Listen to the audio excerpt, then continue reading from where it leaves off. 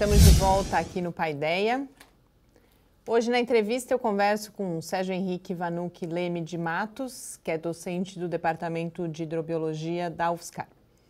Ele é coordenador do Laboratório de Estudos sobre Sistemas Complexos Ambientais e um dos idealizadores e coordenadores do Ano da Inteligência Coletiva e da Complexidade em São Carlos.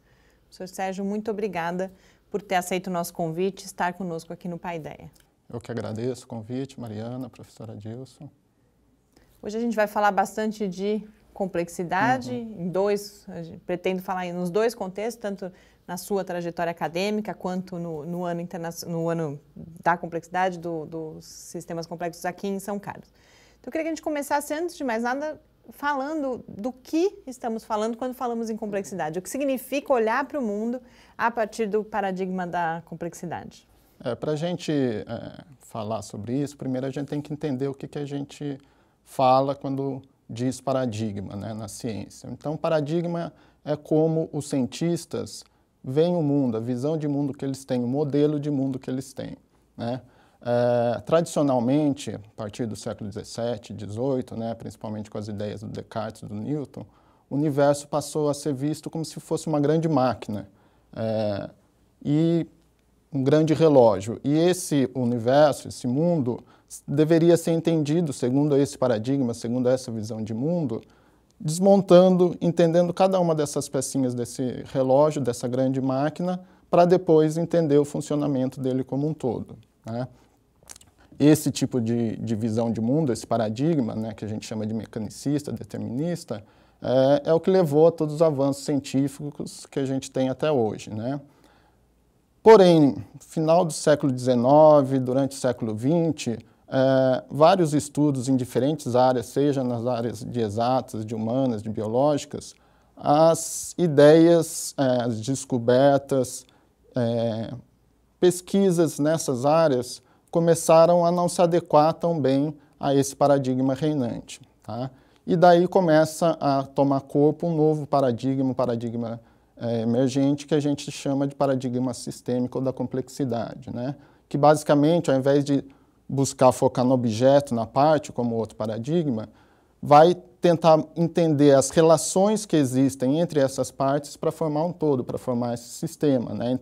Entendendo então o mundo, o universo, como se fosse uma grande teia de relações ou um grande organismo, né? Então, quando a gente fala em paradigma da complexidade, é essa visão que tenta entender o todo a partir das relações das partes que o compõem, né? Então, se a gente for pensar no organismo humano, a gente vai tentar entender como as células se organizam em tecidos, em órgãos, em sistemas, para tentar entender como que é o funcionamento do corpo humano, né?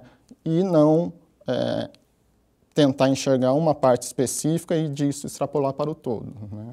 Então, basicamente, é isso que a gente diz quando a gente fala em paradigma da complexidade, sistemas complexos, é essa a ideia. Isso está muito próximo do que muitas vezes as pessoas chamam de teoria de caos, principalmente quando se fala de meio ambiente, que é a tua área, né? Que o bater da asa da borboleta provoca o furacão do outro lado do mundo, isso, etc. Tal. Isso, claro, isso é um exagero muitas vezes, né? Mas qual é a ligação disso com essa? Isso, como eu falei, né, ao longo aí, principalmente do século XX, várias teorias e metodologias surgidas em diferentes áreas da ciência contribuíram para a consolidação desse paradigma da complexidade. Uma delas foi a teoria do caos, né? Outra, por exemplo, teoria das catástrofes também, que tem uma certa relação. Então, esse conjunto de teorias que foram surgindo, né, baseados nesses sistemas que não eram sistemas lineares, que não tinham um comportamento determinista, mas que a incerteza estava presente, relações não lineares, propriedades emergentes, né? Então, quando os elementos se relacionam, surge algo que é a mais do que esse todo, né? Diferente do que se pensava anteriormente, né? Então, esse conjunto de teorias tem até interessante a gente pesquisar, quem quiser pesquisar na internet, né? Tem um mapa que mostra quais são as contribuições das diferentes teorias em diferentes áreas para o paradigma da complexidade, né? Isso ao longo da história, até tem um mapa interativo, né? Que foi inicialmente criado por um sociólogo chamado Castellani, né? Então, esse conjunto de teorias que estavam tratando de sistemas complexos, né, por exemplo, a teoria do caos, ajudou a criar os fundamentos, as bases conceituais do paradigma da complexidade. E o que eu acho mais interessante nisso, né, o que foi uma das coisas que me motivou a estudar e ter essa abordagem sistêmica da complexidade, é que esses princípios surgidos, por exemplo, numa teoria que aparece lá na física, pode ser aplicado também para ideias, para fenômenos sociais, biológicos, né? Então, o paradigma da complexidade cria uma base teórico-conceitual comum que você pode abordar sistemas complexos nas ciências humanas, nas ciências exatas, nas ciências biológicas, né? E buscando a integração entre esses diferentes campos da ciência. Né? Quando a gente tem, por exemplo, o próprio modelo da física, né? A própria física ela é baseada muitas vezes em processos que a gente chama de reversíveis. Uhum. Você faz uma descrição de um processo reversível, embora ele não seja irreversível, né? Por isso o Ilia Prigogine, né, que trabalhou também muito com essa questão, ele estendeu um pouco essas ideias de complexidade a algumas teorias físicas, né? Uhum. Justamente para incorporar isso, né? Porque afinal de contas você faz uma aproximação muito, talvez, a palavra simplista é muito forte, mas talvez uma aproximação muito limitada da natureza, sim. E acaba perdendo esses detalhes que emergem aí da complexidade, né? E principalmente quando a gente vai falar em sistemas tão complexos como sistemas vivos, né? Uhum. É muita pretensão imaginar que você poderia descrevê-los lá como o tal do mecanismo, né? Do autônomo, né? Perfeito, né? Que o Descartes e outros, né? Defendiam para descrever algo como a própria emergência da inteligência, do pensamento. Sim, sim, né? Sim, sem dúvida, né? O Prigogine tem um papel essencial nesse paradigma, né? De colocar as ideias, né? Usando o conceito de entropia, né? Como que entropia, então, é a ideia de que o universo caminha para uma morte térmica, a energia útil vai sendo dissipada e até chegar um tempo que nada mais... não vai nada mais se transformar. Exatamente, né? E a gente olha, por exemplo, os seres vivos e vê que é justamente o contrário disso. É lógico que a gente vai lutando contra a entropia, uma hora ela ganha, né? Ela ganha e a gente morre. Mas tem um tempo aí que a gente permanece vivo, né? E como que se consegue fazer isso, não é? A gente viola essa segunda lei da termodinâmica ou não, né?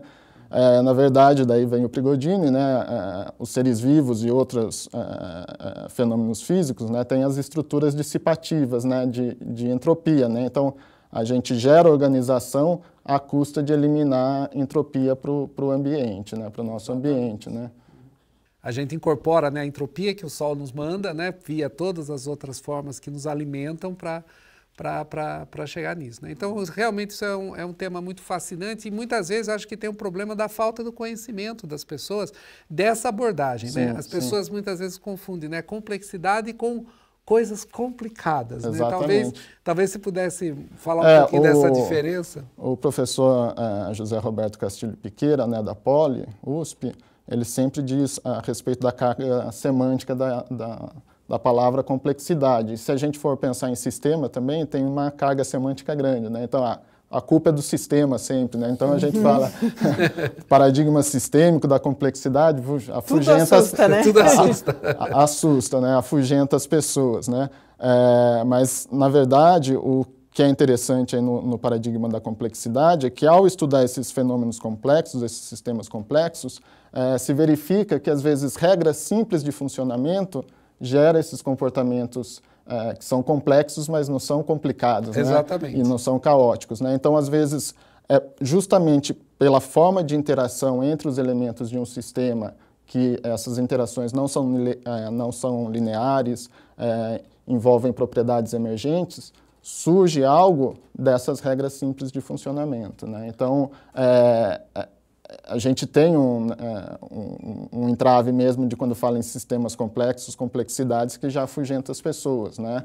E talvez até uma coisa que atraia mais as pessoas é quando a gente associa a ideia de inteligência coletiva e sistemas complexos, né? A inteligência coletiva é algo mais...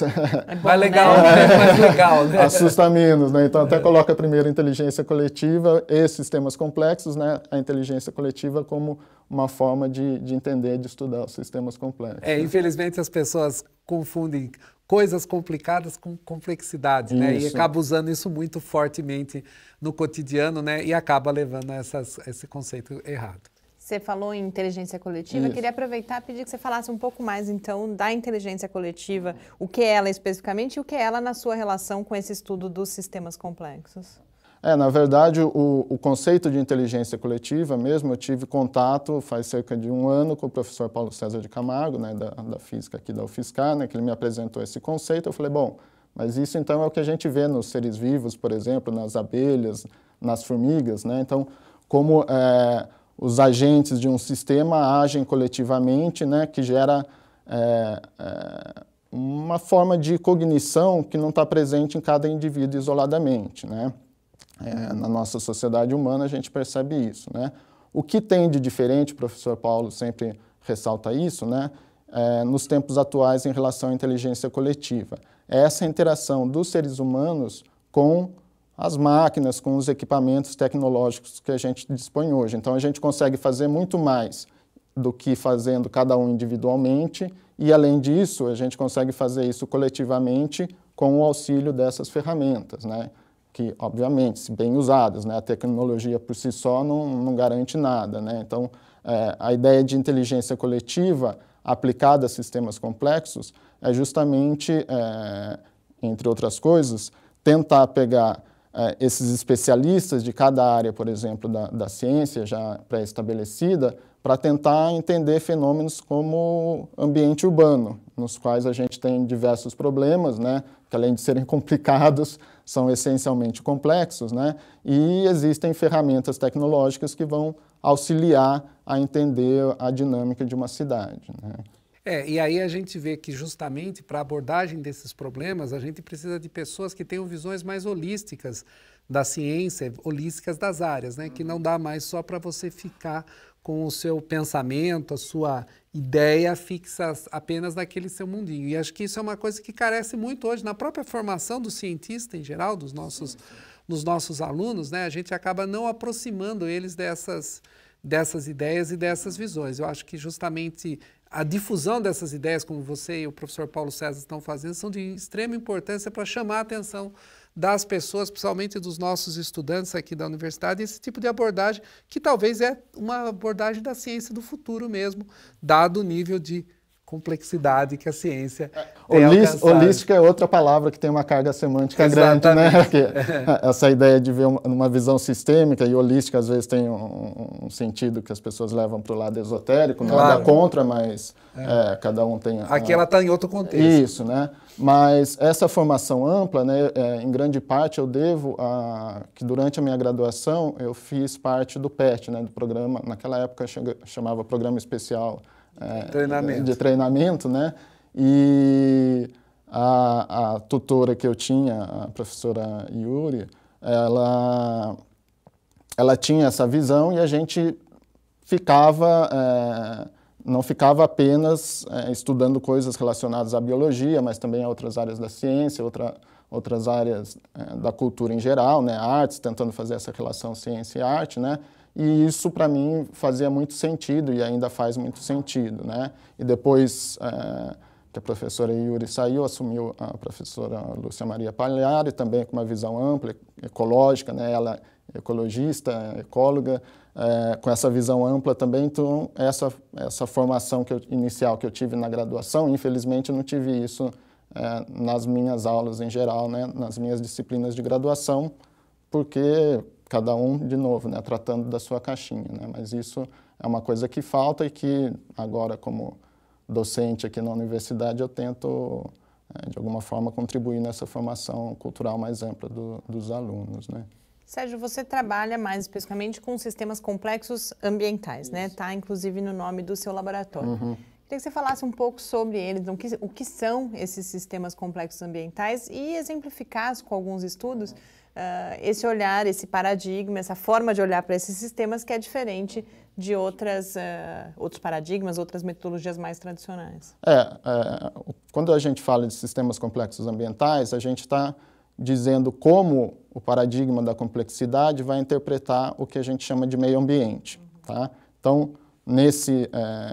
nessa visão de meio ambiente como um sistema complexo, a gente pode chamá-lo de sistema complexo ambiental. Tá? Agora, o que é esse sistema complexo ambiental? É um sistema formado pela interação sociedade e natureza, óbvio, né? Isso é o que a gente fala de meio ambiente, embora muitas vezes quando a gente fala em meio ambiente a gente tenha uma visão naturalística, né? Só pensando em natureza, né? Não. Nessa forma de sistema ambiental, sistema complexo ambiental, a gente entende então meio ambiente como esse sistema surgido da relação entre o subsistema físico-natural, ou seja, a natureza, e o subsistema socioeconômico, ou seja, a sociedade. Ao interagirem, eles formam um sistema mais amplo, que é esse sistema complexo ambiental. Tá? Qual que é o que eu vejo, né, como vantagem em relação a isso? Né? A gente entender que as questões ambientais não se restringem a questões de conservação de natureza, envolve também questões sociais, econômicas, e também a gente não fica na dicotomia, né? Tem que conservar a natureza ou promover o crescimento econômico, né? O que a gente tem que tentar é manter a estabilidade desse sistema, compatibilizando qualidade ambiental e qualidade de vida, né? Então, nesse sentido, por exemplo, uma das minhas linhas de pesquisa é avaliar indicadores de qualidade ambiental e qualidade de vida em bacias hidrográficas, né? Então, para ver como que está esse ajuste aí, essa relação entre sociedade e natureza, tendo em vista, por exemplo, a ideia de sustentabilidade, né? Esse sistema complexo ambiental está sendo sustentável, está se autossustentando ou não. Uhum. E você tem estudos que associam também o paradigma da complexidade aos estudos da paisagem. Isso. Então, eu vi especificamente, por exemplo, um de padrões para a compreensão, identificação de padrões para a compreensão do cerrado. Queria que você falasse um pouquinho sobre esse também. A bacia hidrográfica não deixa de ser um estudo de paisagem também, né? Quando a gente fala em paisagem, a gente não está dizendo apenas, né, olha, olhei aquela paisagem, é bonita, né? No contexto da ecologia, a paisagem é um sistema formado por um mosaico de diferentes usos da terra. Por exemplo, se a gente pensar na bacia aqui do Monjolinho, né? Então a gente tem áreas urbanas, tem áreas rurais, tem áreas que tem remanescente de vegetação, né?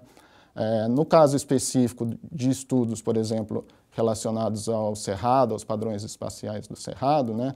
O cerrado é um tipo de sistema ecológico que tem diferentes formações vegetais, né? Então a gente chama de cerrado desde uma área que é praticamente gramínea só, né? Vegetação muito baixa, até o cerradão, que é uma floresta, né?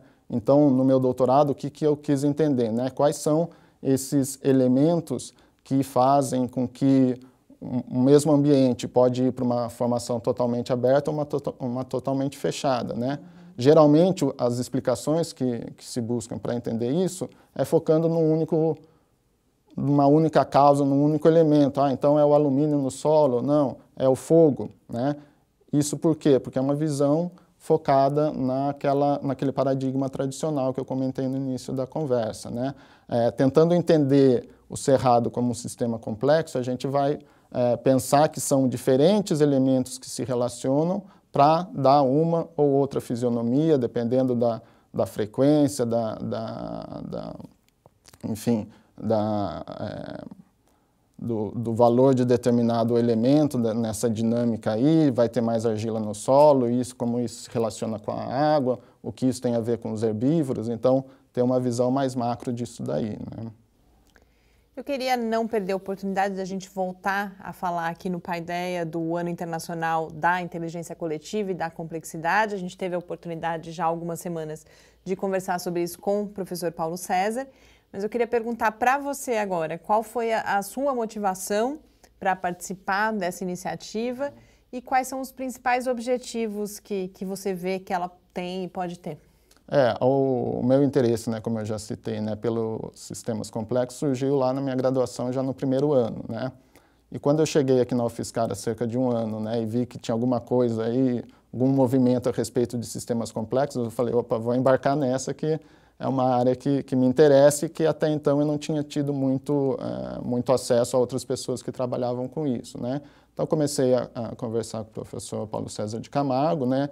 E como agora em 2018 o professor Sérgio Mascarenhas de Oliveira está fazendo 90 anos, né? E ele é um dos grandes incentivadores da ideia de sistemas complexos, complexidade, não só aqui em São Carlos, mas no Brasil como um todo, né? O professor Paulo César teve essa ideia de lançar, né, pensar em 2018 como o ano da inteligência coletiva e da complexidade em São Carlos, como uma forma não só de homenagear o professor Mascarenhas, mas também de difundir essa cultura dos sistemas complexos aqui na cidade, na região, né?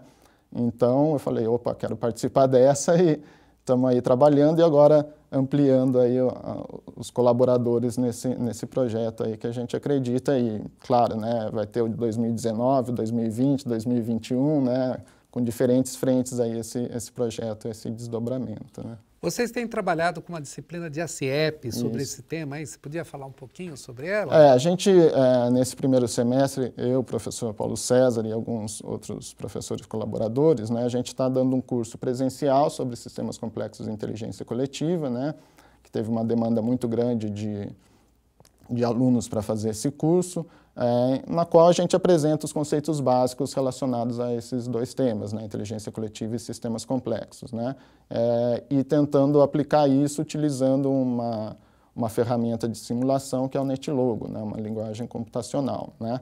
Agora, no segundo semestre, essa demanda toda que a gente teve nesse primeiro semestre, muito foi em parte de pessoas que, fora de São Carlos, de outras regiões do Brasil, que queriam fazer esse curso. Imaginando que poderia ser à distância. Que poderia ser à distância, né? Então, agora, nesse segundo semestre, a gente vai fazer essa versão à distância para atender parte dessa demanda que surgiu nesse primeiro semestre, né? A gente está, os nossos cursistas, né, dessa atividade que a gente está oferecendo agora nesse semestre, são pessoas muito interessantes, de diferentes áreas. Então, de novo, a gente tem áreas das ciências humanas, as exatas, as biológicas, né? E estamos tentando fazer esse diálogo aí que eu acho que é fundamental para o avanço da ciência, né? Hoje em dia os grandes desafios da ciência estão nas interfaces entre as áreas já bem estabelecidas, né? E saber como fazer esse diálogo entre as áreas é fundamental, né? Sérgio, eu vi que você tem uma experiência também já há algum tempo na sua formação com a divulgação científica, o jornalismo científico, fez o curso de especialização do LabJOR. Queria que você falasse, então, qual a importância que você atribui a essas atividades de disseminação do conhecimento, de divulgação científica, considerando, inclusive, essa necessidade de emergência de uma nova cultura científica que leve em consideração os sistemas complexos? Eu acho que a questão da divulgação científica está estreitamente relacionada com o papel cidadão do cientista, né? Não só naquilo que a gente vê de mais pragmático, que então a sociedade nos banca e a gente tem que prestar contas, isso é básico, mas eu acho que o mais importante, tendo em vista que atualmente a ciência permeia toda a nossa vida, né? Ter o conhecimento científico como uma base para se avaliar, para se tomar decisões, é fundamental para o exercício da cidadania, né? Então, acredito que o papel da divulgação científica tem essa contribuição de favorecer a formação cidadã da população em geral e do próprio cientista, né? De não ficar, de novo, né, na Torre de Marfim, eu sei tudo e vocês não sabem nada, então eu deixo eu ensinar para vocês. Não é nesse sentido, é mesmo no diálogo, na troca de experiências, né? A gente vê, por exemplo, aqui em São Carlos, apesar de toda a estrutura acadêmica de pesquisa que a gente tem aqui, com 2 universidades públicas, 2 unidades da Embrapa, mais outros institutos de pesquisa particulares, faculdades particulares, que, de fato, a gente não vê como isso contribui de uma maneira mais significativa para a qualidade de vida e qualidade ambiental aqui em São Carlos, né? Então, há uma dissociação entre o que a academia faz e o que a população entende que os cientistas aqui estão fazendo, né? Então, a divulgação científica, eu acho que tem um papel, principalmente nessa atuação cidadã nossa e também dos nossos pares aí fora da academia também, de contribuir na formação cidadã deles também. Talvez nesse sentido a divulgação científica também se aproxime um pouco dessa questão da inteligência coletiva, né?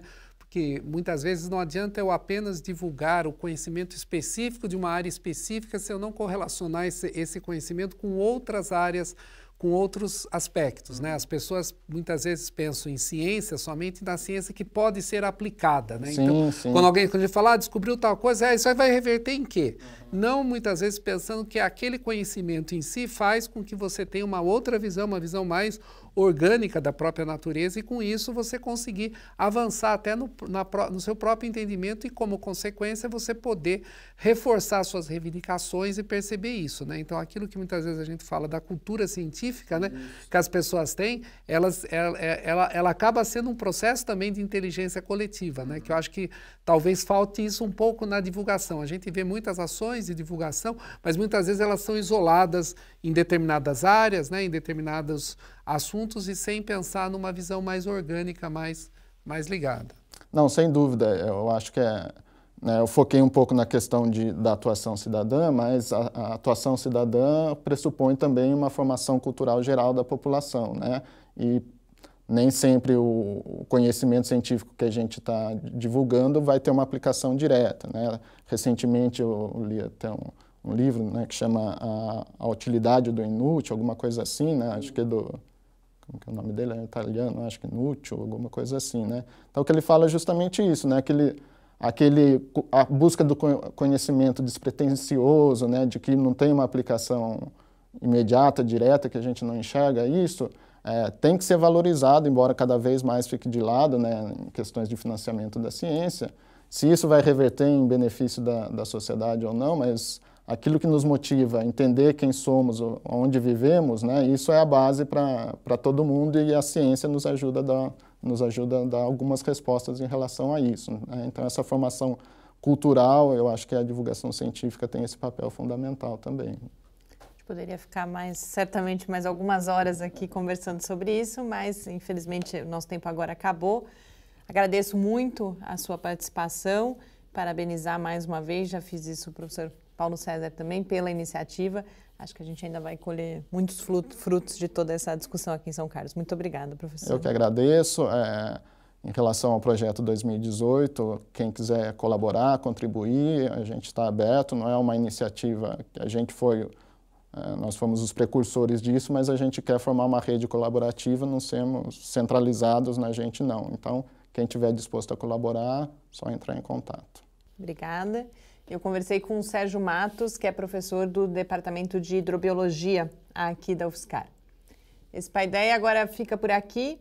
Na semana que vem a gente inicia uma série de entrevistas especiais com 50 minutos de duração, que acontecem durante todo o mês de maio e já começam com uma conversa histórica sobre a ditadura militar, a intervenção militar no Rio de Janeiro e outros assuntos com o professor João Roberto Martins Filho. Boa noite e até a volta. Uma boa noite a todos.